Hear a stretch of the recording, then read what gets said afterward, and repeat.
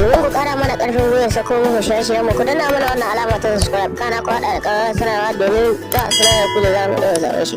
Antifat wani shege ne wa yarki aika. Ga shegen da yawa ƴata cikin shege. Kika ce? Da ka sa malam ban tambaye ka ba. Malam yana buzu.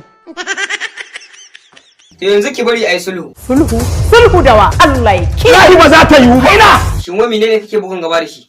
Ina gwamna. Dan kana gwamna shine danka zai yi wa ƴar mutane aika. Yawa eh. Kai kake goya masa baya kenan. Ko za a hana ni? Sai na ma shiri an kwace gonan nan wallahi. Ka kashe ni ka huta. Kuma sai na hada ka da ƴan daba marasa mutunci wallahi. Marasa mutuncin ainihin dai mutum bai da mutunci ma ba mu abokantaka da shi. Yanzu ko zaka ga aiki da cikawa. Maza ne bisa kanka ba mata ba.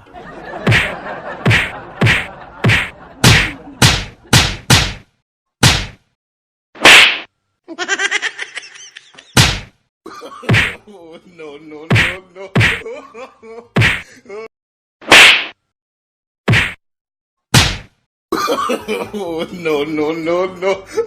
To ya kaje yanzu? Abin da ya same ka ne. Wallahi za ka ga tsini.